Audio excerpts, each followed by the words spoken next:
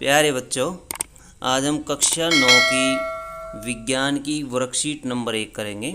Worksheet number 1 बच्चों जो 2021 की वर्कशीट है, 5/7/2021 वर्कशीट है बच्चों। तो बच्चों देखिए, जो वर्कशीट है ये प्रकाश संश्लेषण से संबंधित है। एक पादप के विभिन्न भाग होते हैं। पादप का वह भाग जो मिट्टी की सतह के ऊपर होता है वह शूट सिस्टम कहलाता है। इसमें तना, शाखाएं, पत्तियां, पुष्प और कली आदि सम्मिलित होते हैं। पादप का वह भाग जो मिट्टी की सतह के अंदर होता है उसे रूट सिस्टम अथवा जड़ तंत्र कहा जाता है। तो इसमें जड़, मूल, रोम आदि सम्मिलित होते हैं बच्चों हमने देखा शूट सिस्टम और रूट सिस्टम। ज़मीन के ऊपर के हिस्से को शूट सिस्टम कहा जाता है। पेड़ के जो ऊपर वाला हिस्सा होता है, ज़मीन से ऊपर वाला हिस्सा, उसे शूट सिस्टम कहते हैं। ये शूट सिस्टम है।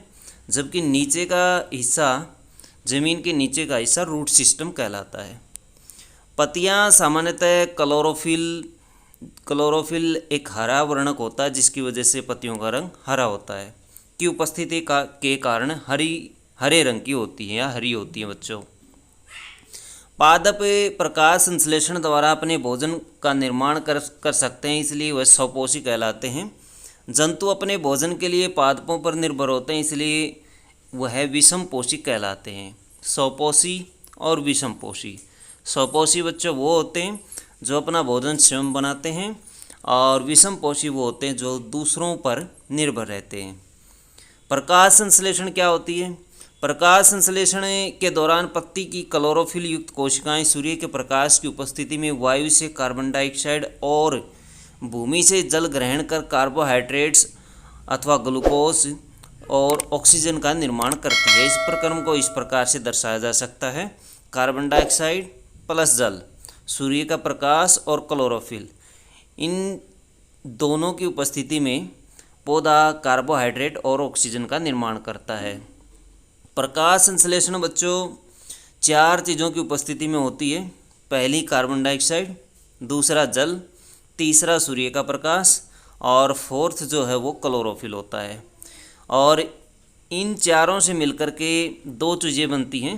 पहली है कार्बोहाइड्रेट जो पौधा अपने भोजन के रूप में प्रयोग करता है, और दूसरा है ऑक्सीजन जिसको पौधा बाहर छोड़ता, वातावरण में छोड़ देता है। देख सकते हैं ये पौधा है, यहाँ से जल और मिनरल लेता है ज़मीन से, वायु से कार्बन डाइऑक्साइड लेता है और ऑक्सीजन छोड़ देता है। सूर्य का प्रकाश भी वायुमंडल से लेता है ये। आगे बच्चों स्टोमेटा क्या होते हैं? स्टोमेटा पत्ती में उपस्थित या पत्ती की ऊपरी सतह पर उपस्थित छोटे छोटे छिद्रों को स्टोमेटा कहा जाता है। ये पत्ती आप देख सकते हैं, और ये स्टोमेटा का चित्र है जो काफ़ी बड़ा करके, हज़ारों गुना बड़ा करके दिखाया गया है। स्टोमेटा का अंदर का हिस्सा देख सकते हैं, यहाँ का ये हिस्सा ये खुलता है और बंद हो जाता है। इसी की सहायता से पौधे ऑक्सीजन छोड़ते हैं और कार्बन डाइऑक्साइड लेते हैं। स्टोमेटा का क्या कार्य होता है? गैसों का आदान प्रदान करना, पत्तियों द्वारा जल का वाष्पोत्सर्जन करना। वाष्पोत्सर्जन ऐसी प्रक्रिया होती है जिसमें पौधा फालतू जल को बाहर निकाल देता है। आगे बच्चों मृतजीवी। कवक ऐसे जीव होते हैं जो अपना पोषण किसी मृत और विघटित जैविक पदार्थ से प्राप्त कर सकते हैं, इसलिए इन्हें मृतजीवी कहा जाता है। गले सड़े और मरे हुए जीवों से भोजन प्राप्त करने वाले जीवों को मृतजीवी कहा जाता है, जैसे कवक। आइए बच्चों कुछ क्वेश्चन करते हैं इस वर्कशीट से संबंधित। क्वेश्चन नंबर 1 देखिए, पादपों की पत्तियां हरे रंग की क्यों होती है बच्चों? क्लोरोफिल के कारण होती हैं।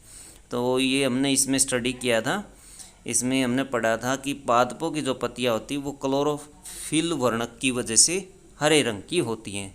तो इसका आंसर यहाँ से आप ले सकते हैं। दूसरा क्वेश्चन है, स्वपोषी, विषमपोषी और मृतजीवी किन्हें कहते हैं? उदाहरण देकर स्पष्ट कीजिए। तो बच्चों इनकी परिभाषा यहाँ दी हुई है।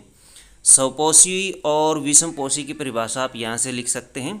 स्वपोषी का एक एग्जाम्पल आप लिख सकते हैं पेड़ पौधे, विषमपोषी का एग्जाम्पल लिख सकते हैं मनुष्य और जानवर जितने भी होते हैं वो सारे विषमपोषी होते हैं। और ये आप लिख सकते हैं मृतजीवी की परिभाषा, और कवक इसका एग्जाम्पल लिख सकते हैं। जंतु प्रकाश संश्लेषण क्यों नहीं कर सकते? जंतु बहुकोशिक होते हैं और इनमें प्रकाश संश्लेषण प्रक्रिया नहीं हो सकती क्योंकि इनमें क्लोरोफिल नहीं उपस्थित होता। क्लोरोफिल की उपस्थिति में ही प्रकाश संश्लेषण की प्रक्रिया संभव होती है, जो कि पेड़ पौधे कर सकते हैं। प्रकाश संश्लेषण किसे कहते हैं, चित्र द्वारा स्पष्ट कीजिए। तो बच्चों इसका आंसर आप यहाँ से लिख सकते हैं। प्रकाश संश्लेषण की पूरी प्रक्रिया ये दी गई है, तो ये पूरा आंसर आप लिखेंगे, चित्र इसमें बनाएंगे, तो ये वाला आंसर लिख देंगे। तो बच्चों ये थी आपकी वर्कशीट। वीडियो अच्छी लगे तो लाइक करें, हमारे चैनल को सब्सक्राइब करें।